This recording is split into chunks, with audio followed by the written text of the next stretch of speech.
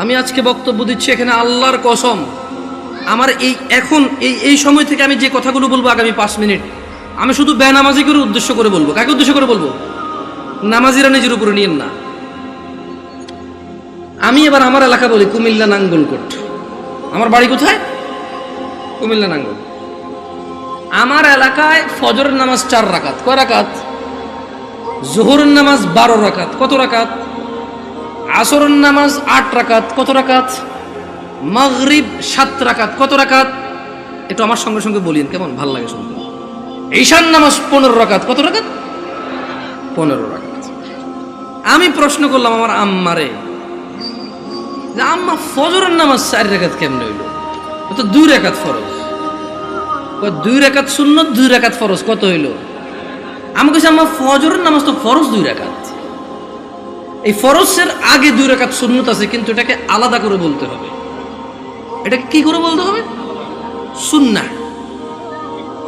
আমি বললাম আম্মা জোহরের নামাজ কেমনে 12 রাকাত? ফজর আমি মেনে নিছি, সুন্নতে মুআক্কাদা 2 রাকাত আছে, ফরজ 2 রাকাত আছে। কত রাকাত হলো? এটাতে কোনো তর্ক করার কিছু নাই। তবে ফরজ কয় রাকাত? মানে কত রাকাত না পড়লে সে লোক কুফরি করেছে? 4 রাকাত না 2 রাকাত? মানে ফজরের নামাজ একজন লোক কত রাকাত না পড়লে কুফরি করেছে? 2 না 4? 2 রাকাত না পড়লে কুফরি করেছে। বুঝেছি না? আসেনি? মানে 4 রাকাত না পড়লে যে কুফরি হবে তা না। আমি কিন্তু আগে বলেছি, বেনামাজিদেরকে বলতেছি, তোমরা নামাজকে ভয় পাও না। আমি এটা দায়িত্ব নিয়ে বলতেছি, অসুবিধা নেই। হ্যাঁ ইনশাআল্লাহ, ওকে। আমি বললাম আম্মা জোহরের নামাজ কেমনে গো 12 রাকাত? আমার আঞ্চলিক বললাম। আমার আম্মা সহজ সরল মানুষ, উনি খুব মাশাআল্লাহ নামাজি মানুষ, আল্লাহ ওনাকে কবুল করুক। তারপরও গ্রামের মানুষ যেমন হয় উনি ঠিক তেমনই, একবারে এক্সট্রা অর্ডিনারি কিছু না, ওকে। আবার একবারে নরমাল না, ঠিক গ্রামের মা। উল্টাপাল্টা গুলো আগে মারতো, হ্যাঁ, একবারে ঠিক গ্রামের মাই। ঝগড়া হলে দেখা যায় আরেকজনের দোষ, মাইর দিত আমগো আমার ভাইদেরকে, কত গেছস কে, ঠিক ওরকমই আমার আম্মা। তো কয় যে বড় সুন্নত 4 রাকাত। কোন সুন্নত 4 রাকাত? ফরজের আগে। ফরজ 4 রাকাত। কত হইল? কইলাম আম্মা ঠিক আছে 8 পাইলাম। এরপর ছোট সুন্নত 2 রাকাত। কত হইল? কইলাম আম্মা 10 পর্যন্ত কিন্তু আমি বুঝছি, কারণ এখানে 6 রাকাত সুন্নতে মুআক্কাদা আছে। বাকি 2 রাকাত কেমনে এসে 12 রাকাত জোহর নামাজ হইল? 2 রাকাত নফল। আমি আমার নফলের তো কোনো হিসাব হয় না। 4 রাকাত নফল করে তো তাহলে জোহর নামাজ 14 রাকাত করা যাবে। কারণ যদি নফল 2 রাকাত অ্যাড করে যদি জোহরকে 12 বানানো যায়, তাহলে আরো 2 রাকাত নফল অ্যাড করে 14 বানানো যাবে। ওই কেমনে? আমি কিছু যেমনি 2 রাকাত অ্যাড হয়ে 12 হয়েছে, এমনি 2 রাকাত অ্যাড হয়ে 14। বুঝাইতে পারিনি? কি আমি কি ভুল শিক্ষা দিচ্ছি মানুষকে? আমি আমার আম্মাকে বললাম যে আম্মা 10 পর্যন্ত আমি বুঝতে পারছি যে এখানে 4 রাকাত আছে, যেটা না পড়লে মানুষ কুফরি করে, শিরিক করে, মানুষের ঈমান থাকে না, ওর মুসলমানিত্ব থাকে না। আল্লাহ নবী বলেছে মুশরিক কাফের আর মুসলমান মুমিনের মধ্যে পার্থক্য হচ্ছে নামাজ। এ হলো জোহর 4 রাকাত না পড়লে এই লোক আর এই হিন্দু বৌদ্ধ খ্রিস্টানের মধ্যে পার্থক্য তেমন কিছু থাকে না। কিন্তু আমি আমার আম্মারে বললাম যে আম্মা বাকি 6 রাকাত সুন্নতে মুআক্কাদা, এটার বিশাল বড় বেনিফিট আছে, আমি ওই বেনিফিটটাও বলবো ইনশাআল্লাহ। বললাম আম্মা 12 কেমনে হইলো তাইলে? তোরে আমি আগেও বলছি 2 রাকাত নফল 12 রাকাত। বললাম আম্মা নফল অর্থ বেশি। নফল অর্থ কি? আরবিতে নওয়াফিল বলে, জিয়াদা বলে। কি বলে? এই গাজীপুরে কেউ বিদেশ থাকে, সৌদি আরব, দুবাই, ওমান, কুয়েত, এগুলো থাকে। আমাদের এদিকে প্রচুর প্রবাসী আছে, ওরা আরবি বোঝে। আছে কেউ এখানে প্রবাসী? زيادة أنت معلوم زيادة يا أخي، معلوم زيادة، ها تدري وش المعنى زيادة؟ زيادة يعني زيادة، ها زيادة. তাহলে আরবিতে নওয়াফিল বা জিয়াদা, নওয়াফিল বা জিয়াদা বলা হয় কাকে? বেশি কি। আচ্ছা, নফলের কি কোনো সময় অথবা রাকাত নির্ধারণ আছে ইসলামে? নাকি যখন খুশি কয় রাকাত? 2 যত খুশি, মাকরু ওয়াক্ত ছাড়া যখন খুশি। Right or wrong?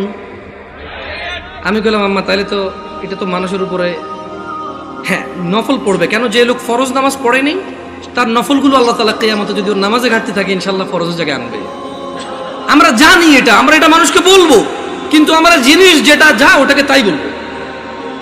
আমরা প্রত্যেকটা জিনিস স্পেসিফিক করব, আর প্রত্যেকটা জিনিসের বেনিফিট আমরা বলবো, ঠিক আছে না? আমি বললাম আম্মা যে নিয়মে 2 রাকাত নফলকে আপনি জোহর কইছেন, ঠিক ওই একই নিয়মে 4 রাকাতকে জোহর বলা যাবে, 6 রাকাতকেও জোহর বলা যাবে। কারণ আপনি যদি বলেন যে 4 রাকাত নফল কয়ে কেমনে জোহর সহ্য হবো, তাহলে আপনি আমারে বুঝাই দিতে হবে কেমনি 2 রাকাত নফল হয়ে জোহর বার হইল। বুঝাইতে পারছি? আমি তো আম্মা আপনি তো বুঝাইতে পারবেন না, কারণ নফলের তো কোনো মানে ফরজের সাথে অ্যাটাচ করা যাবে না। নফল খাস কিছু না, মানে নফল যেমন ফরজ জোর আমরা দুপুরে পড়ি, আসর আমরা সূর্য হেলান দিলে পড়ি, মাগরিব সূর্য অস্তে পড়ি, রাতে আমরা ঈশা পড়ি, সূর্য উদয় আমরা ফজর পড়ি, সকালবেলা সূর্য উদয়ের আগে। তো নফলের তো কোনো টাইম নাই, যখন খুশি পড়বে মাকরু সময় ছাড়া। আচ্ছা কি আপনারা বিরক্ত হচ্ছেন নাকি? এবার আসি আমার এলাকার ঈশার নামাজ 15 রাকাত কেমনে। আগে একটু আপনাদের গাজীপুরের 9 রাকাত কেমনে এটাই শুনি। এই আমি কি বিভ্রান্ত করতেছি জাতিকে? আমি আগেই বলছি আমার কথাগুলো বেনামাজের জন্য। কার জন্য? বেনামাজি। আমি বলবো সবকিছু ব্যাখ্যা দিচ্ছি ইনশাআল্লাহ। গাজীপুরের 9 রাকাত কেমনে কে ব্যাখ্যা দিব? আমি তো জানি না 9 রাকাত। আপনি পারবেন কোন 9 কেমনে এটা কোন আগে, পরে আমি 15 কেমনে ওটা কোন। 4 ফরজ, সুন্নতে মুআক্কাদা 2, তাহলে 6 হলো।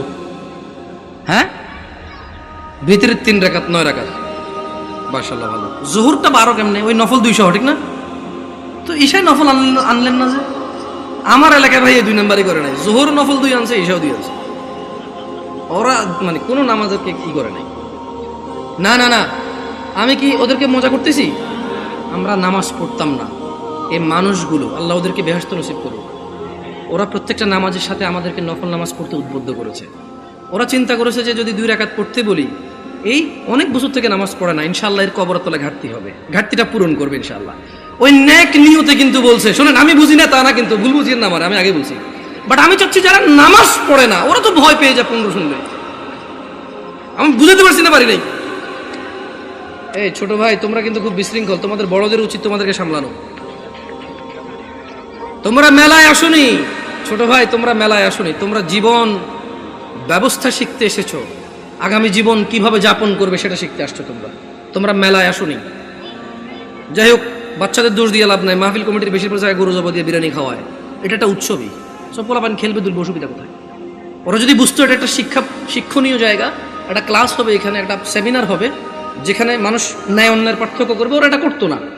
ওদেরকে ঠিক হওয়ার আগে মুরব্বীদের ঠিক হতে হবে, ওয়াজ মাহফিলকে আনুষ্ঠানিকতা বাদ দিতে হবে, এটা একটা শিক্ষণীয় জায়গায় রূপান্তরিত করতে হবে। এবার আসেন আমার এলাকায় 15 কিভাবে? আরে আমি জানি ভুল করে ফেলেনি, আল্লাহ হিসেবে ভুল না হইলে দাঁড়ান মনে করে লই। বড় সুন্নত 4, বড় সুন্নত কত? ফরজ 4 কত? ছোট সুন্নত 2 কত? নফল 2 কত? ভিতর 3 কত? 15। আমি কইলাম আম্মা এটা ঈশার নামাজ? ও হ্যাঁ। ছোটবেলা থেকে আমি যতটুকু দিন, আমার আম্মা অনেকটা পরিবর্তন হয়েছে আলহামদুলিল্লাহ। উনি ওখানে যায়, মসজিদে নামাজ পড়ে। তারাবির সময় সৌদি আরবে মহিলারা নামাজ পড়তে পারে, যায় নামাজ টামাজ পড়ে আলহামদুলিল্লাহ। আস্তে আস্তে বলে যে আরে হুত আটা যে কি ভুলের মধ্যে আসি, মকসুদুল মুমিন এগুন হরি হরি শেষ আটা।